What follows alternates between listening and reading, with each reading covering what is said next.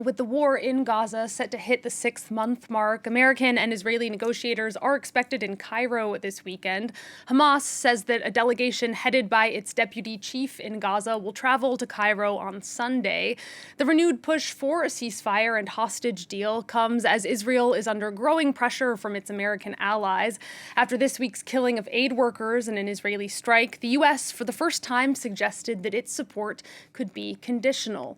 Well, for some analysis, we can speak to Yossi Mekelberg, an associate fellow with the Middle East and North Africa program at Chatham House. Thank you so much for taking the time to speak with us today.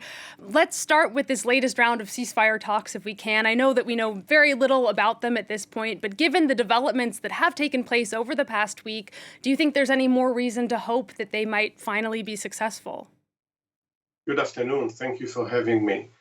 I think most people think it won't happen overnight, and even this round of negotiations won't reach an agreement. One of the interesting things, basically 2 weeks ago, UN Security Council actually passed a resolution that called exactly to do what the negotiations are expected to achieve: a ceasefire, an exchange, and the release of the hostages. But the real show takes place actually in the negotiation mediated by Egypt and Qatar.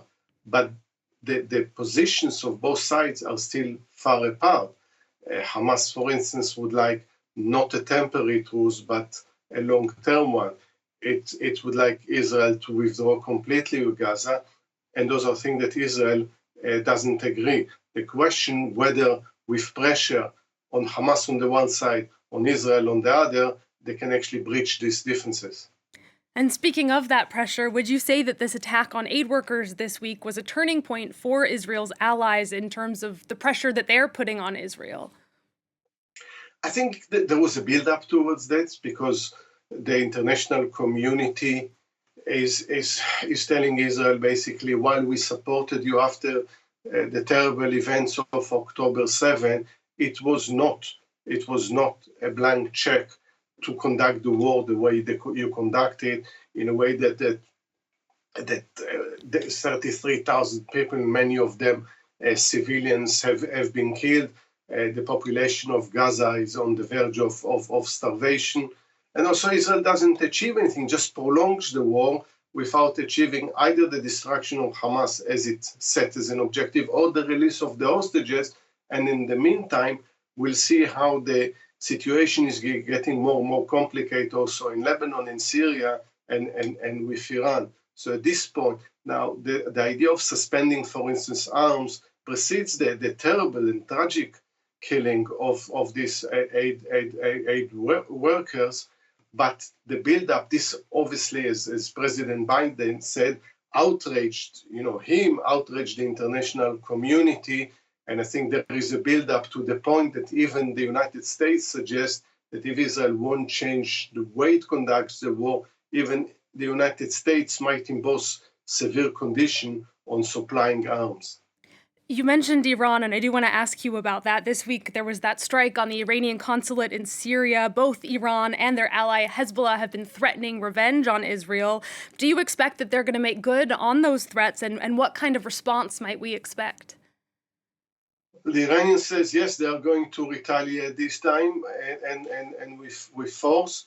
And I think this is also the expectation of Israel. There are diplomatic moves behind the scenes, actually to, in a way, almost accept that there is a right to retaliate, but not overdo it. So what is the right way? What is the proportionate way to retaliate? And this is kind of the conversation right now behind the scene. But Israel definitely expects a retaliation and says that it is prepared for that. The question is the logic of Israel right now of opening a new front. If Iran was the major issue, the main threat of Israel, why it conducts the war in a way in Gaza that make it lose exactly the friends and the allies that it needs in order to deal with Iran. If this is not the case in Hamas, and destroying Hamas is the main issue, why is it opening a new front? And this is the kind of the lack of coherence and strategic thinking, long-term strategic thinking by the decision makers in Israel. And do you have an answer to that question as to why they're going about it this way? I think this will take many, many months after this actually to try to analyze it. I think, kind of in a relatively early answer to this, Israel entered into the war in a way that strategists, decision makers, statesmen shouldn't enter with rage, and the other thing also with a strong sense of wanting to revenge, which is not the way to enter into war. They need to look into the political and strategic needs. The other thing, it's probably caught Israel domestically in the worst possible time when you have a prime minister that's facing corruption trial. The country is divided as a result of the most right-wing government in the history of Israel. They try to compromise the democratic system and demonstrations. The country is divided. So I think when the prime minister actually is not only serving what is best for Israel, but mainly what is best for him, it's not a way to conduct war. And I think his decision mix between the personal and what is right for Israel. All right, Yossi Mekelberg, thank you so much for your analysis today. That was Yossi Mekelberg, an associate fellow with the Middle East and North Africa program at the think tank Chatham House.